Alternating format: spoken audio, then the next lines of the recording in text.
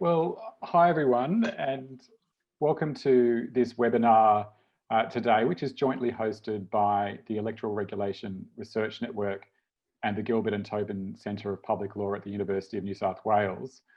My name is Kildea. I teach and research in public law here at the Faculty of Law. And just first off, I'd like to acknowledge the Gadigal Wangal people who are the traditional owners of the land on which I'm sitting today, and also to pay my respects to their elders past and present. And I'd also like to acknowledge the traditional owners of the land on which you are all sitting or standing today, and to pay my respects to their elders past and present as well.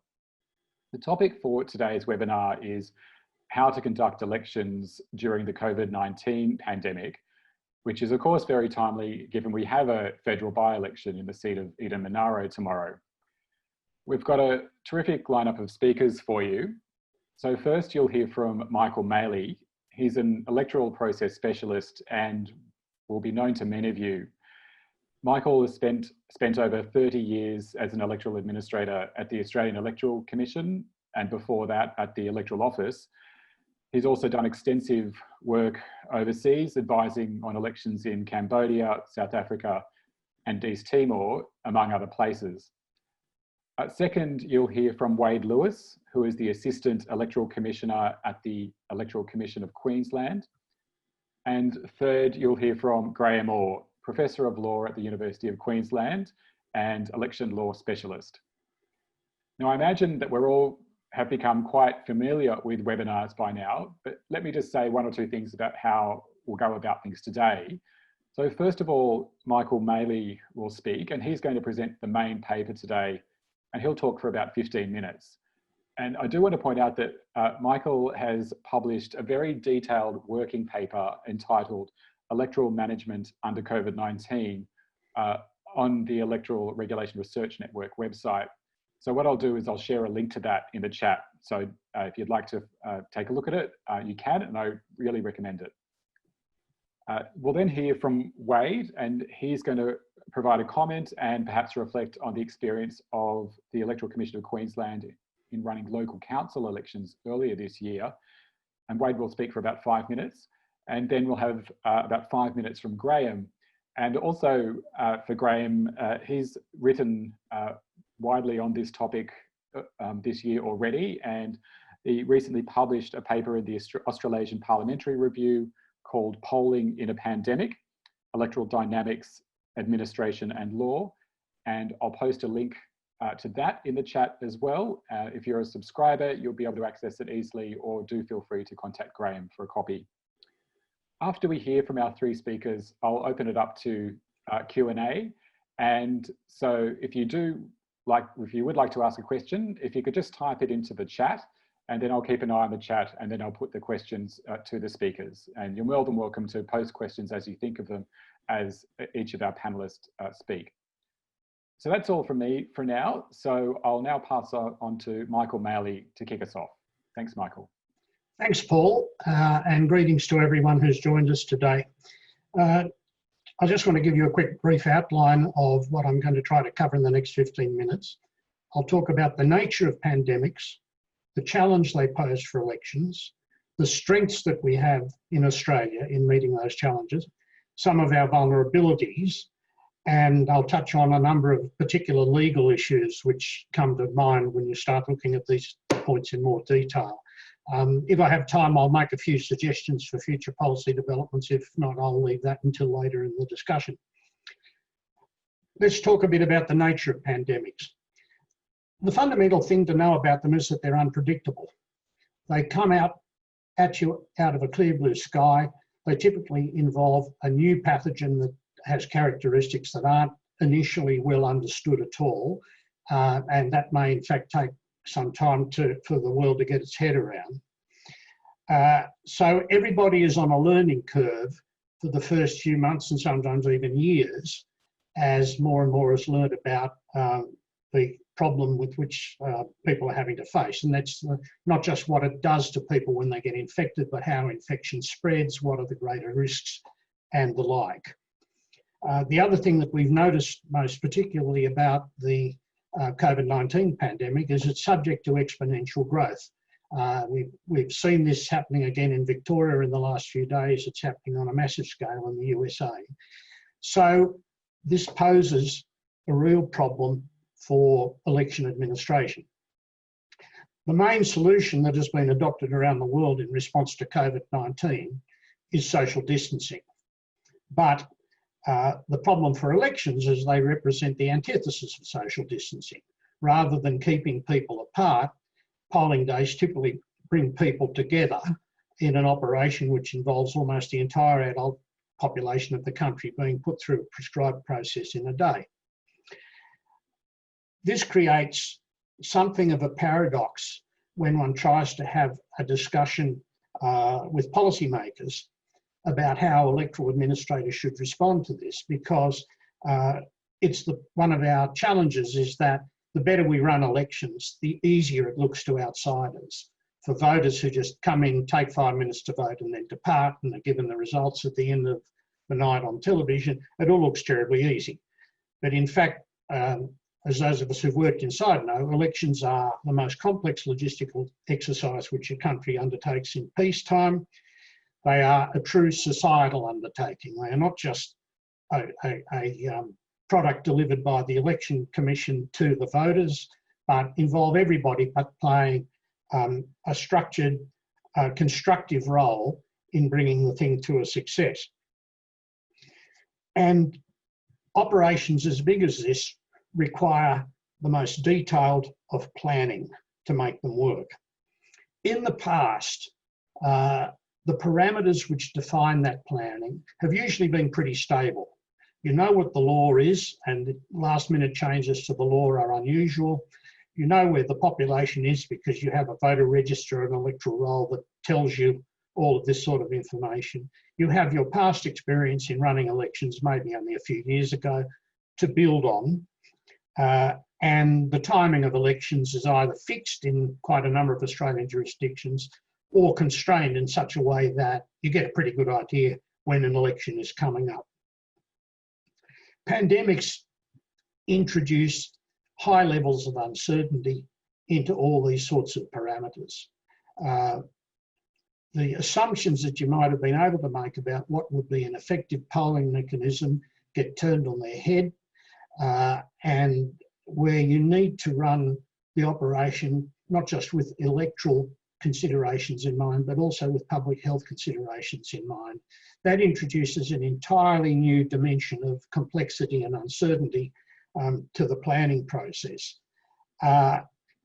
People have become used over the years to the concept of an electoral cycle, that you don't just work at election time, but prepare for the election completely between the last election. Almost as soon as that's out of the way, you start preparing for the next one. Pandemics with this level of unpredictability turn that sort of structured work through the electoral cycle on its head. And to my way of thinking, this puts everybody in a planning environment which is really more akin to that which you strike in insecure electoral environments such as Iraq or Afghanistan, where you don't know what's going to happen next. You have to plan for multiple scenarios. You have to be very flexible in being prepared to change your plans at the last minute if that came along. So this is one of the problems. Experience in Australia on this front is evolving fast. Experience around the world is evolving fast because this is perhaps the only major electoral problem I've seen in my lifetime where literally everyone in the world has started working on it at the same time. So there's an awful lot happening out there from which we can learn and benefit, and that's one of the good things. What are Australia's strengths in this sort of work? One of the great ones is the professionalism and neutrality of our electoral commissions. They're all permanent established bodies. They have a lot of experience in there, and they don't find themselves subject to the sort of scepticism that you see in the USA, where electoral administration is very often overtly partisan. Associated with this, we have a high level of public trust, not only in our election management bodies, but also in our electoral processes more general. Partly this reflects the fact that by international standards, there's relatively high levels of trust in government institutions in Australia. But also it comes from the fact that electoral processes have become familiar. People go to vote, they see the process looking much the way it's looked at previous elections, they become used to it, and that builds trust. We have also, though we may not always appreciate it, by international standards, a relatively high level of political consensus among our main players on electoral policy matters. The points of difference here are much less than the points of difference in a lot of other countries. Partly that reflects the fact that most jurisdictions now have electoral matters committees at the political level in the parliament, which have functioned very effectively as a way of narrowing points of disagreement and building the political census which underlines the way our elections work. We're pretty well resourced by international standards. Having said that, there are issues of supply chains and the extent to which specialised equipment may have to be imported in a time when that's becoming more problematical. And when we're talking about materials that are used specifically for maintaining sanitation and hygiene, there's a risk that electoral officials may find themselves competing for scarce resources with medical officials and medical workers if the pandemic happens to hit at the time when demand for those resources suddenly become important. So we can't take that complacently. We also benefit from the fact that a lot of the processes to do with elections, particularly enrolment, have been automated in recent years, which lessens the need for public interaction when compared with countries where one might have to go to register, go to vote, do all sorts of different things in public. There's been a shift away from public campaigning. Again, one can compare this with other countries, including countries in our region like Papua New Guinea, Indonesia, East Timor, where campaigning still takes the form of mass rallies, convoys with trucks full of supporters and the like, which would be a public health disaster. In Australia here, we're much more into direct mail, television advertising and the like, and that's a protection from some of the risks that could arise. And finally, one of our strengths is that we have quite a number of different voting modalities already operating. We have postal voting, pre-poll voting, ordinary voting, overseas voting and the like. And so if we have to ramp up one of those processes, for example, by going to much greater use of postal voting, it's not a matter of devising a new process from scratch. It's a matter of taking learning, training materials, procedures, forms, which are already there, and just increasing it. That's not necessarily a trivial thing to do, because again, you can run into all sorts of resource constraints, but it's easier than having to devise something from scratch. Let me talk a little bit now about vulnerabilities. The most important one, I think, is that our electoral legal frameworks are highly prescriptive, and they are not designed to be readily changed in the event that the environment is changing fast.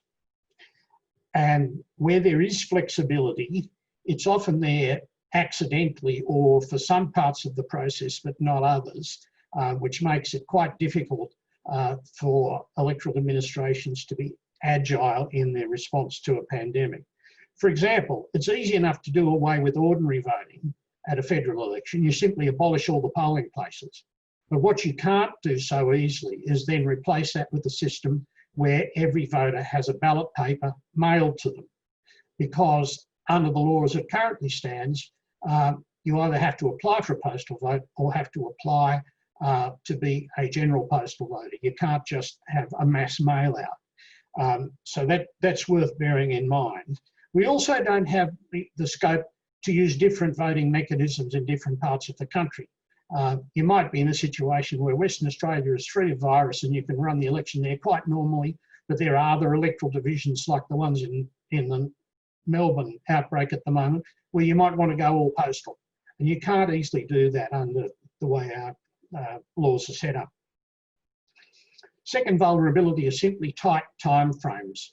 the amount of time prescribed for running elections is pretty tight compared with what's been possible at times in the past. And that, I think, needs to be looked at because the classic trade-off in any project is between cost, quality and time. You may not have extra resources to spend money, so the trade-off becomes one between quality and time. And if time is constrained, you're stuck. There's another vulnerability, which I think is a really worrying one, is having to depend on centralised automated systems. It's a strength, but it's also a risk. These systems, for example, the ones the AEC uses for managing the entire election process and for compiling results, are automated, but they don't operate by themselves. You need specialised teams of experts to make them work at election time. And from much experience in this, I'd say the work there is very intense. You only need someone to get sick and for them to be quarantined and for everyone who has been around them to be quarantined to find yourself in a real crisis situation where the people who are needed to make these systems work are just not there. So that is a real vulnerability. The nightmare scenario, which I think we all should be thinking about, is what would have happened if the writs for a federal election had been issued in the middle of March this year and then the pandemic had struck, because it wouldn't have been possible to change the legislation with the parliament dissolved. You would have had to work with the law as it exists, and in many ways it would be thoroughly inappropriate to the environment. That's something that really needs to be looked at. Finally, I'd just like to mention three legal issues. The first one is the issue of consistency of Commonwealth and state laws. Most of the public health regulations and directions which came into effect in March were state laws, but to the extent that they are inconsistent with a Commonwealth law, they become invalid under Section 109 of the Constitution. And you can contemplate some examples of this. For example, when people were banned essentially for leaving their homes in New South Wales, except for enumerated reasons, that meant that one reason they couldn't leave their home was to go out and get signatures on a nomination form, or to go out and sign someone else's nomination form. The relevant public health direction said you could leave home pursuant to exercising a legal duty, but it didn't say you could do it to exercise a legal right. So there's a real question as to whether those public health regulations would stand up to the extent that they effectively make it impossible for certain candidates to nominate for election. A second issue that's worth thinking about is the implied freedom of political communication. Again, one wouldn't under those rules have been able to leave home to sit by the side of the road with a poster supporting a political candidate. And to my way of thinking, there's a real issue that could arise in litigation as to whether those directions could, on that ground, be struck down as inconsistent with the implied freedom of political communication, probably under the proportionality test set down by the High Court in Macloy. It is arguable in multiple different ways, and I'm happy to talk more about that later, but it's an issue that's to be thought about. The third legal issue that is really important is the fact that we have quite a lot of people voting overseas now, and those voters, and to a certain extent the overseas polling operations, are susceptible to being affected not just by Australian laws but by the laws of the country in which they are taking place.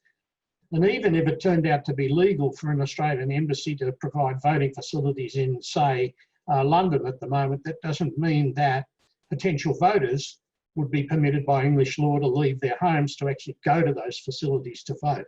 And the South Koreans, when they were facing this problem, basically wound up having to cancel a great deal of overseas voting that they had planned for their national elections back in April.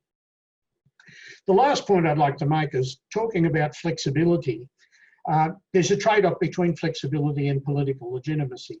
The fact that the rules of the game are well spelled out in laws which are well understood well beforehand tends to build trust and acceptance of election results. And if you provide more flexibility for last minute changes to the laws, there is a potential price to be paid for that in terms of the degree of consensus which those laws reflect. And I'll probably come back in a discussion period to talk about mechanisms which might be able to be used to deal with that paradoxical challenge. So I think I'll leave it there at that point and hand over to Wade. Thanks very much, Michael. And yeah, let's now move to Wade Lewis, Assistant Electoral Commissioner at the Electoral Commission of Queensland. Thanks, Michael, and thanks, Paul. So look, I thought I would just start by commenting on a couple of the things that Michael has mentioned, which were very relevant to our experience in delivering the local government elections and 2 state by-elections here in Queensland in March. And the first one, I think, really is that, you know, we do, as electoral commissions, operate in a long-term planning environment as well to deliver these major logistical events. For us, that's usually around about a 2-year period to deliver a statewide local government or state general election event. So in this kind of context, obviously very compressed timeframes that we were dealing with in terms of adapting our service delivery model, which had many years behind it. The second one is just to reflect on what Michael was saying about this is a true societal effort and a true sort of whole of government effort usually as well to deliver events like this. And it takes, you know, for example, we have more than 10,000 temporary elections staff that work for us through all types of society, all types of government departments and so forth. So it really is an embedded governance process as well. And for the scholars of public administration out there, very much a network governance sort of example, I guess, as well, in terms of our linkages to other counterparts in other jurisdictions, but also within the Queensland government itself. And Michael's point about trust is a really important one, I think, in this context too, and trust being sort of partly built on the familiarity with the operating environment. In our experience in March in particular, where that's completely upended by the declaration of the global pandemic, you know, it's very much a challenge for us as electoral management bodies to maintain that trust and to demonstrate that the actions that we're taking are driven by, you know, sound advice and good reasons, and focus on trying to maintain that trust contract with people, including participants in the process, but just general electors as well. And lastly, Michael's commentary about the regulatory frameworks that we operate to are absolutely spot on. And of course, they're very you know, hotly contested between governments when they come and go as well. But they are sort of not usually tinkered with lightly as well, and they do provide us with a lot of certainty in the planning environment, the operating environment for some time. So in March, we faced some quite dramatic changes to the regulatory framework that enabled us to do things in this pandemic environment that you wouldn't usually do, and I'll talk more about that shortly and or later if we have time. And we have also recently, in planning ahead for our state election in October this year, been given also time-limited regulatory powers to do certain things that you wouldn't usually do in an electoral context in this country in particular. And I can talk more about that later if people are interested too. So just to give you some context around our elections in March as well. So our notice of election, which is the writ, if you like, at the local government level for our elections in March, was released on the 22nd of February, and a global pandemic declared on the 11th of March, so not long after, and only a few scant days before the commencement of our early voting period on the 16th of March. So we were obviously monitoring the situation from the moment it had been declared a public health emergency in Queensland. Obviously, things changed dramatically when the National Cabinet was formed, when the global pandemic was declared, and when decision-making was flowing from National Cabinet, which affected things directly relevant to the conduct of electoral events, such as mass gatherings and distance between people and so forth, numbers of people in rooms and so forth. So one of the first things I thought I'd mention is how important it was to us that what we were delivering as a service to the Queensland electors was considered to be an essential service. That was really critical to the understanding of why we were proceeding with the election in the context that we were proceeding with it in, and in actually marshalling the resources of the state behind us as well, and getting the support of electors to proceed and political participants to proceed with the election was the nature of that being an essential service. The other things I thought it's worth touching on relate to, I guess, our service delivery model. So we wear two hats as electoral commission, as many do, you know, one service delivery and the other as a regulator and ensuring compliance and so forth. And sometimes you wear both of those hats at the same time, and that's not always easy. And in a context like this as well, where the regulatory framework was changing and we had to make some quite dramatic decisions, which you may or may not be aware of, but it included things like prohibiting scrutineering on election night across our 1,100 polling booths, which was quite a dramatic decision, obviously, to make, and a very difficult one to make for us as an Electoral Commission who believe strongly in the value that scrutineering plays in the electoral process. But then working at an operational level as well across Queensland to ensure that social distancing was in place in keeping with public health directions and other directions that we'd issued as well, which translates operationally into, for us, for example, 4,000 more staff, that we had to bring on board within a couple of weeks to help manage queues, to help manage polling places, to actually help with the security environment in some places as well. Again, sort of noting the time frame for the declaration of the pandemic, it was a very anxious environment that we were operating in, and voters were extraordinarily anxious about it as well. So that translated quite interestingly into operational and very tangible outcomes as well. And I'd be remiss if I didn't say that we worked hand in glove with our Chief Health Officer throughout March in actually understanding the health environment, understanding the risks of community transmission of COVID, and that translated very much into our service delivery model that we had to change quite dramatically. So we had been planning for a certain number of electors, for example, to turn up during the early voting period, then on polling day and so forth. That was smashed when people started to apply in unprecedented numbers for postal votes and to turn up at early voting in unprecedented numbers as well. And just going back to Michael's comment as well about those voting channels are mature, I think, in our contexts, and we're not inventing them from scratch. But scaling them up in a very, very short period of time was extraordinarily difficult. And indeed, one of our voting channels is telephone voting. It's bespoke service for a very small number of electors, usually blind and low vision electors, for example. That was, we had planned a target of electors for that. That was exceeded fivefold.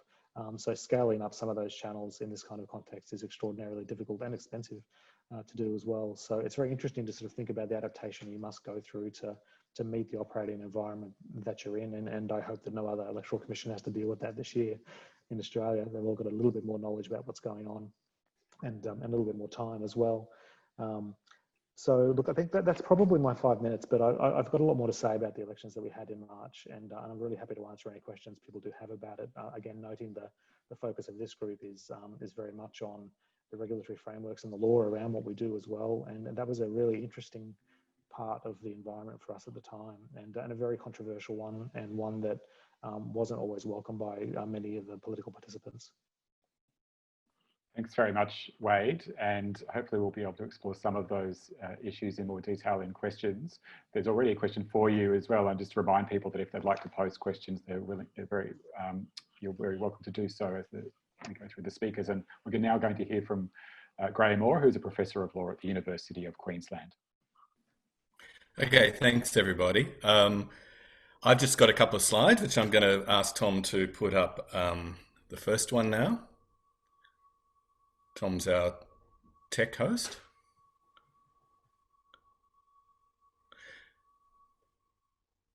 Yeah, so this rather complex slide is just to give a picture, which I always explain to my class in this area, that there's a whole lot of different intersecting and sometimes contradictory values that either underlie electoral rules and regulations and our hopes for electoral democracy, or sometimes we should take into more account.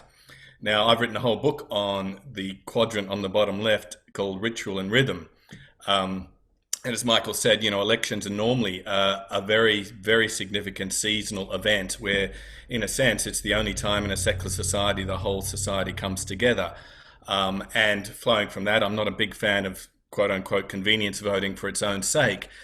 But in extraordinary times like this, the top half of the diagram really has to predominate, I suspect. So integrity issues about legitimacy and some of these democratic values that we quest for. And I think we can probably boil it down to say in times like this, what really matters most of all is maximizing participation. And as Michael said, well, outside the United States and maybe outside pre-selections in certain major political parties, maximizing participation is something we can all agree upon. And I think it was interesting, as Wade suggested, and as Michael said, we've got one relative strength is a relative consensus between our major political parties, not necessarily on funding and disclosure laws, but on a whole lot of other aspects of running the events. And we saw in Queensland, for example, that the Queensland government quickly pivoted and said they would be very happy to have an all-postal voting election if that was the health advice, and that will apply also at our coming state election if we get a big second wave. And if you think about it, that's quite remarkable, because the Labor Party for a long time, at least starting in the 1910s and 20s, was very distrustful of widespread postal voting, and saw it either as something that was just for the country party to be concerned about, or something, given experiences in some trade unions and routing of ballots, that was not necessarily reliable. But here we are in a position where, in Queensland, we've agreed that an all postal vote election where everyone receives a ballot would not be a bad thing at all, whereas in the United States, it's a huge hullabaloo. So the second slide, if Tom can bring up. I just wanted to spend the rest of the little time I had to think about the idea that Michael mentioned, that really this is washing over the whole world at the same time, including the whole world where elections are vital or important. Just this morning, received an email from International IDEA about a ruling in Croatia, where a tribunal or court has said that in Croatia, those electors who are in mandatory self-isolation will not necessarily be able to vote. They don't have any electronic or telephone voting, for instance. And this is a point that maybe Wade alluded to. There is another issue here we're talking about, not just maximising participation, but also ensuring the safety of electoral workers. If you're thinking about hundreds of thousands of casual employees, it's very important to have systems in place in a second wave that will ensure they are safe. So in Croatia, that value, the idea that you can't send electoral workers out to visit people who are in self-isolation, trumped what we might call the participation value. And yet, in Queensland, we had those things, that hybrid systems already in place. And as Wade said, they were able to quickly pivot to offer telephone voting to anyone who was in isolation. And at the same time to ensure, even though there was no mobile polling for nursing homes for obvious reasons, that those people were able to vote either by telephone or extended postal voting periods. There's been two significant elections in the quote-unquote developed world in the last week or so. On the left of your screen, you'll see some material that the French government put out, and that every prefecture or département for the French second round of municipal elections was putting out this very basic and simple and easy to understand information to all voters, including through Twitter. And the first slide there at the top left, things that were done in every voting station or bureau. So obviously hand sanitizers, wearing of masks, obligatory for members of the electoral commissions or local electoral authorities, as well as for electors, and a maximum of 3 electors in any one polling place. Then there were other information about what voters should do, including bringing a pencil or pen if they were concerned, or a printed ballot paper in those parts where the French still use pre-printed ballot papers. Now, France has a liberal egalitarian system, even more so than we do. On the right-hand side of your screen, you'll see some interesting information there, because we're talking about a voluntary voting system and a time of coming out of a very, very serious first wave. And there's some really interesting posters there. You'll see with the 4 faces. They're not just stock images of, your kind of standard diverse electorate. What's written on them are things like my town, my suburb, my street. They all count to me. And the play on the word is they count to me, votes count, but also they matter to me. Yes, I will vote, or I vote. And what's interesting here is that they're putting out information that we might consider, our electoral commissions would probably run a mile from, but to encourage people to vote at local elections that aren't necessarily top of mind, especially during a pandemic. You'll see information like on the older gentleman in the top right, basically saying, The situation of those who are in isolation because of their age in my town, that matters to me. So they're trying to sell elections and electoral participation as something that matters to you because government should matter. And again, it's not necessarily something I think we'd necessarily have in Australia. We say you are forced to vote in most areas, and we would probably shy away from framing elections as being about the good that government can do because we are much more smaller liberal than the French are. But this is all, I think, relevant for two reasons. One is not all elections in Australia are by compulsory voting. We do have the smaller states who have local elections that aren't compulsory, albeit that they tend to use postal voting.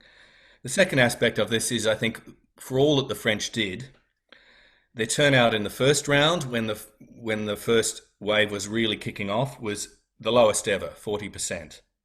The turnout for the second round, that just was held last Sunday, was only 41%. And that was despite the fact that there was a lot of interest. The second wave had declined. People wanted to kick Macron and his party.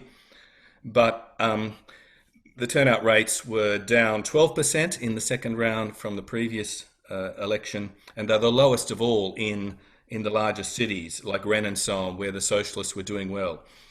And that's interesting in itself, because there's obviously, it seems, still a lot of concern, even though things are opening up in France. There was still a lot of concern about people going out for something that is only a local election, despite the importance of local government that was sold to them.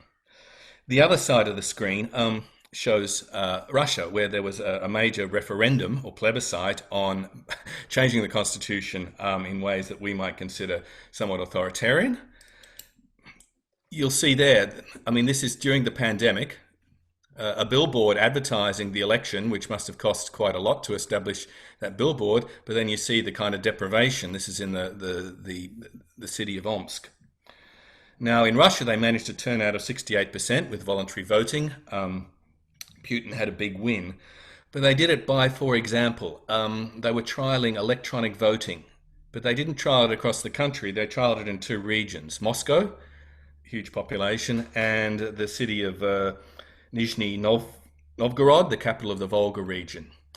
Now, I think that's an interesting thing to do, the idea that you might be trialing, but not, as Michael said, offering the same access to everyone across the nation. That's potentially going to skew turnout. So that's something to consider when we're talking about doing anything, and I think we'd avoid trialing things during a pandemic. We'd be relying on tried and true hybrid measures, such as extending pre-polling, such as making it lawful for anyone to apply for a postal vote, rather than trialing things like i-voting.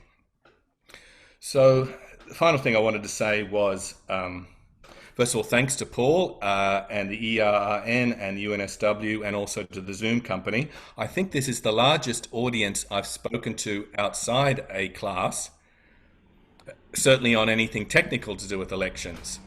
Even when I gave public talks about the so-called constitutional crisis of MPs with dual citizenship, the most you'd get was 70 or 80 people turning up physically.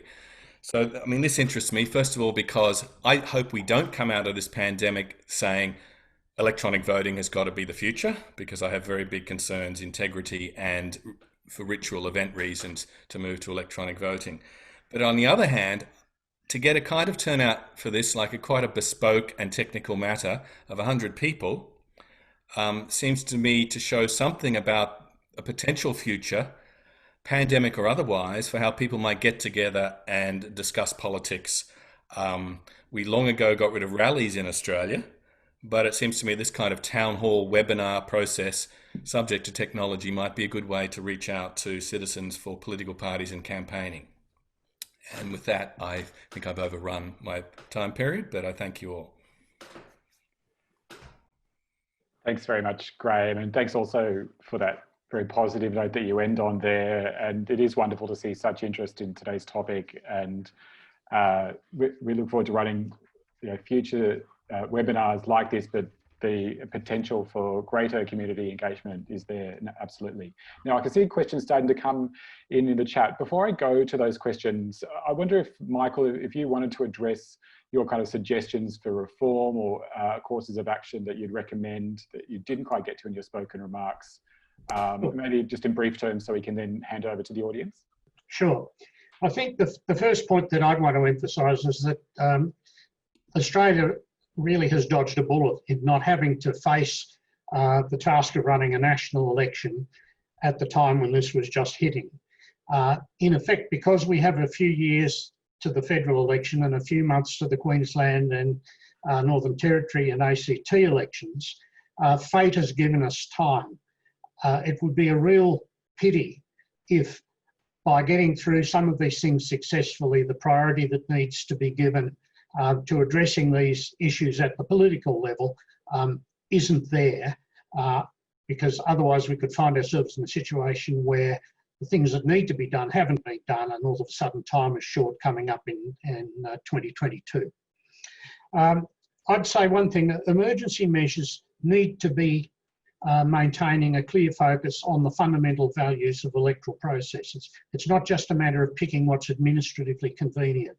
And I'd say here that I have a real concern about the notion of having universal postal voting for a parliamentary election, and also even for local government elections in Australia, because people tend to forget that a polling booth isn't just a place for handing out ballot papers and getting them back. It is a place where the state guarantees that people can exercise their vote secretly. The polling officials take responsibility for making sure that people aren't being pursued into the voting compartments. By going to universal postal voting and having people casting their votes wherever they happen to be, the state is actually abdicating that responsibility.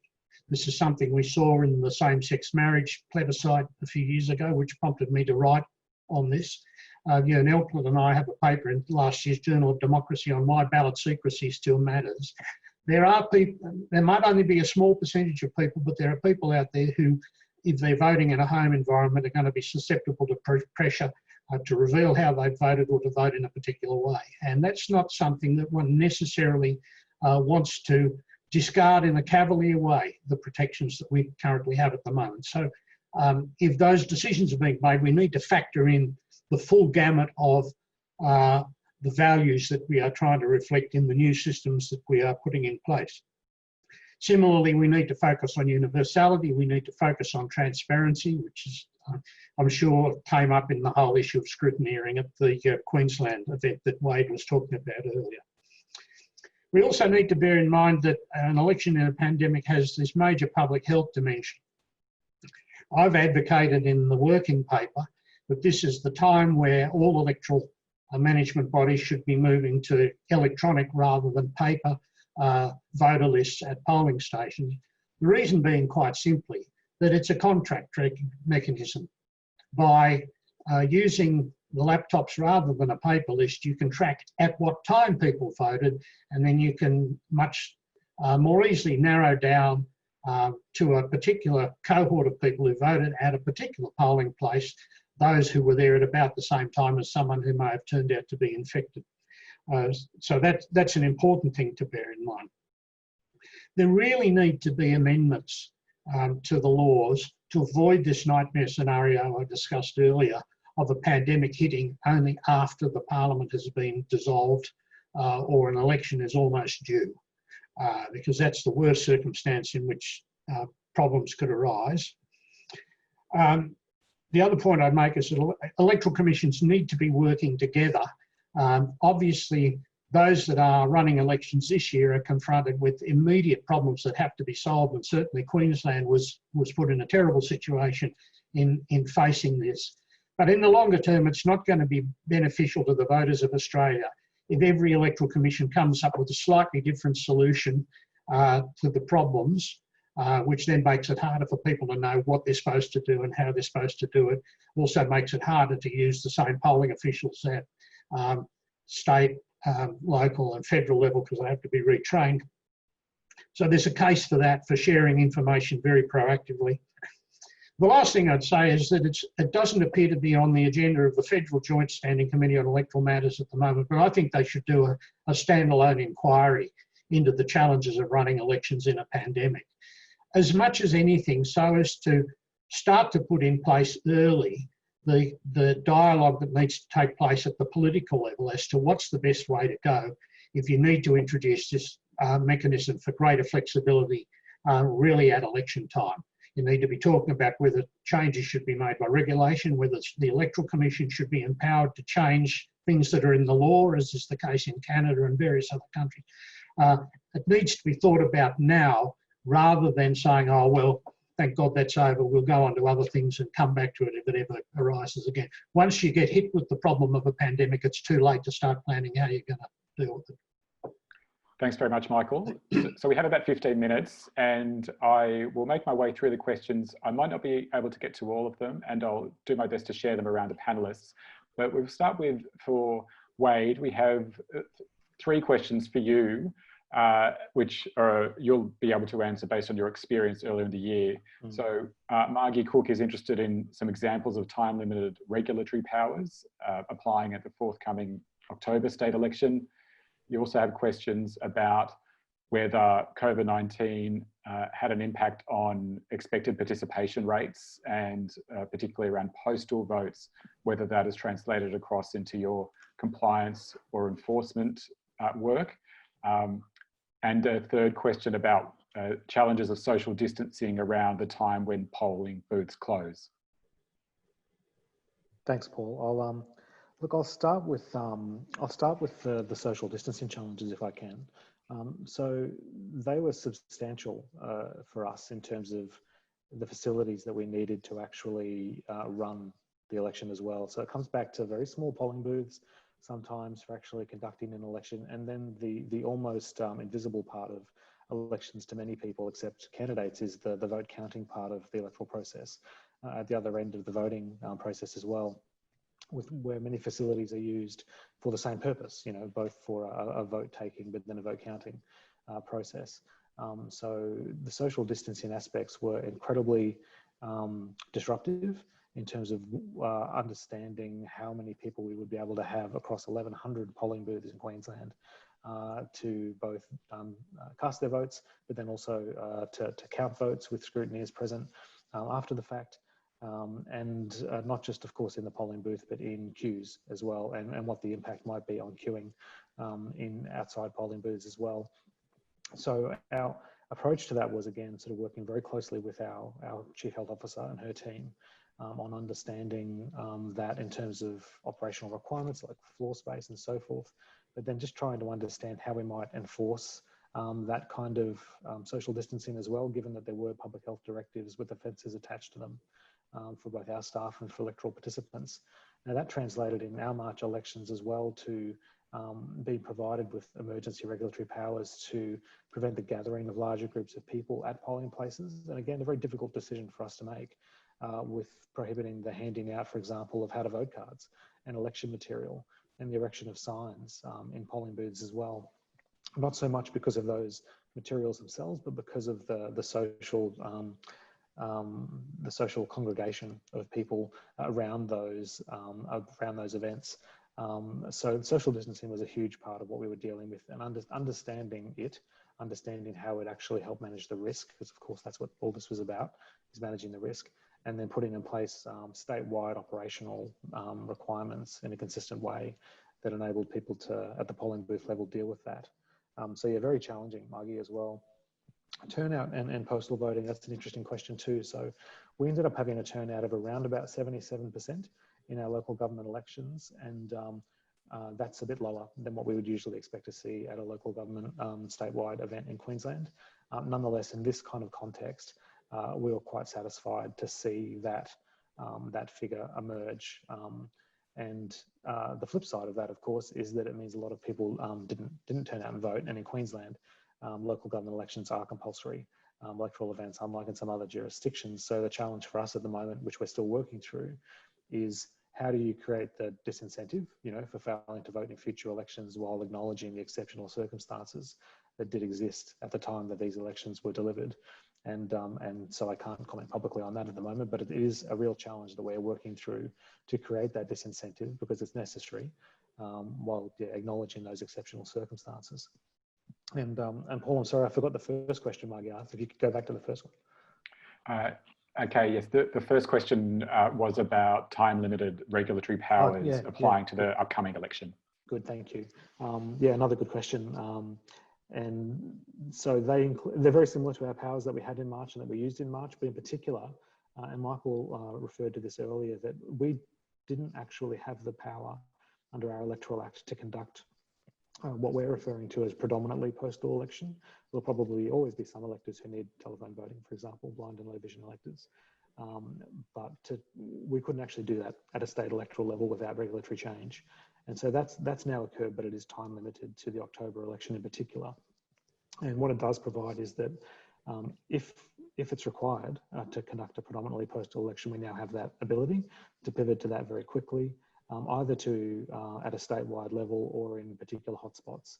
And with a nod to our colleagues from Victoria, who I know are on the line as well, and the situation you're all facing in Victoria at the moment, it provides a good example of how that could happen very quickly, and how we might need to respond in very specific geographical areas to ramp up a postal voting election in some areas, but not others.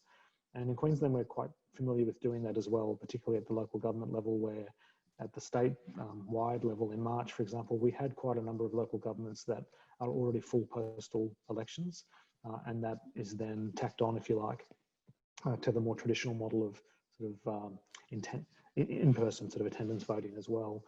So we're quite comfortable that we have the experience and the kind of models to work with to respond to that. The bigger challenge, I think, is that if we try to go ahead and deliver a full postal election, you know, there are obviously operational challenges with that, and that includes things like our suppliers. You know, and it's no surprise to those people who've been watching this that you know, if you're using the post, the key stakeholder there is Australia Post. They're not immune to the impacts of COVID-19 on their own business, and their service delivery standards have been radically changed in recent times, and including removing one of the products that we use to deliver postal voting. So that dramatically affects you know, the service guarantee that we can give to electors and that they can give to us as a supplier to us. So those kinds of things really play out in this space as well, and make that a very challenging mode of delivery to do at a very large scale. Not impossible, but very challenging. Thanks very much, Wade. And I've got a question here directed to Graeme, and Michael might have a view too. It's about expanding access to iVote in New South Wales, or online voting. This is Sam Campbell who's asked about this, not suggesting a wholesale expansion of iVote or online voting, but is it time to look at iVote for international postal votes, or perhaps other types of voting to alleviate pressure on postal services? So yes, Sam, I mean, I'm also on the advisory panel for New South Wales iVote, and yes, you're quite right. It is something that is automatically an entitlement to someone who's outside New South Wales to iVote. And it makes a lot of sense, even outside the pandemic, because postal votes from some countries can end up not arriving in time. So I don't disagree at all with that. And it's something that is evolving slowly anyway. The question is whether, you know, other electoral commissions such as Queensland can piggyback on that, or whether they just continue with whatever their existing telephonic voting mechanisms are. And this sort of segues into Professor Rosalind Dixon's question, I notice, about smartphone-based voting. And I'll hand that over to Michael, because I know he's been having an argument with Vanessa Teague, a real skeptic, cyber skeptic here in this area. Well, I'm not sure that argument is actually directly relevant to the question, but as I see it, there are a number of serious obstacles to really expanding internet voting, which haven't become any easier since the Electoral Council of Australia and New Zealand put out its major paper on the topic in 2013, and in some ways they've become worse. But I'd highlight several specific problems. The first is that levels of trust in internet voting have probably gone down not because of what's been happening in that area so much as the greater salience of all issues of hacking of elections in the aftermath of the US presidential election in 2016, not to mention a great deal of discussion and concern being expressed about hacking by the Russians of the forthcoming elections. So that is not a conducive environment for introducing a new system where you need to build trust almost from scratch. A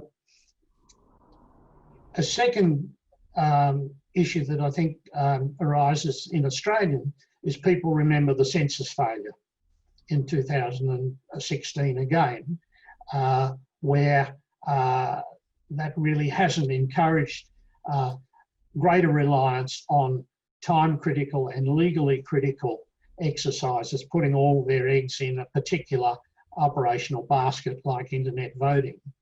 And the third problem, which I think is probably the dominant one as far as Australian bodies are concerned, is that the skill base that is needed to set up effective internet voting is totally different to that which exists in most electoral commissions. Even within the IT areas, the electoral commissions have tended to be programmers working on databases, big systems, voter registration, and the like. Whereas with internet voting, you get a whole lot of different issues like encryption, like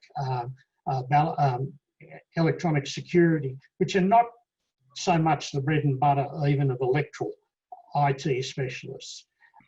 And particularly at a time where you were facing all these other challenges associated with just delivering an election on election day, I don't think our electoral commissions are going to be terribly keen at taking on a major new function involving a whole lot of novel issues for a relatively small number of voters. Yeah, if I could just piggyback on that, it does seem to me that I think all of us who've had to adjust suddenly to working at home and new technologies, you're better off with a fail-safe approach. And this links into the idea of, at least in this time, the idea of trust. And trust in governments or systems that have done well with the first wave seems to be quite high, but it can dissipate quite quickly, as we've seen, not just in the United States. And this question of trust, I think, then also flows over not just to questions of whether we'd be rolling out new electronic systems, given the concerns or cynicisms that Michael has pointed to across the world, but to other things that Michael mentioned, such as the question of scrutineering. And there was a question there, I think, or it was a question about, what about social distancing at the close of polling, when there might be big queues of people needing to be locked in, traditionally at 6 o'clock, or for the ability to have scrutineers, and that was an issue in Queensland. One thing that the Irish did in their Senate election, which isn't a mass election, it's an indirect vote, is they set up webcams for what was centralised counting of what was already a full postal vote for their sectoral election. So you had this webcam streaming 24 hours a day from Dublin University, I think, and for some other main area. And you might think that's very naff, that would just put you completely to sleep, but it does seem to me that's one simple way in which we can provide a token of openness to avoid the possibilities, because we're going to have people like, I suspect, Mr. Palmer, going around saying, well, you're still using pencils in some places, and how can we be sure that these votes are all being counted properly? And that might be particularly so if there's fears, as Michael suggested, with postal voting, which isn't just about secrecy, it can also be about vote harvesting. Just to come back on the issue. Just very, very quickly, Mike, if you can. Yeah, just on internet voting, part of the problem again is that you can't have it scrutineered. And particularly when you're talking about what's happening overseas, you're going to have all sorts of allegations being made that money had changed hands to vote in a particular way, or that some sort of undue pressure had been placed on people, and you could never disprove it. Thanks very much, Michael. And just there are a few other questions there, which we won't get to today, but kind of on the idea of moving to all postal voting, whether it's a good or a bad approach. I think, Michael, you might address that in your working paper. There's a couple of other questions about Section 109 and flexibility and legitimacy that you might want to have a look at as well. But I think we might have to leave it there for today because we've run out of time. I do hope that Graeme is right about this opening up new opportunities for political discourse and community, and given that we might all meet again sometime in this virtual setting, I do want to point out that we've got a series of COVID-19 and public law webinars being run by the Gilbert and Tobin Centre of Public Law. There's one on federalism coming up in a few weeks, so look out for that. But other than that, I do want to thank our speakers for today, Michael Maley for delivering the main paper, and Wade Lewis and Graeme Orr for commenting. It's been a really terrific discussion, and hopefully one that we can continue offline. But that's all for today. Thanks again, and have a good afternoon. Thank you.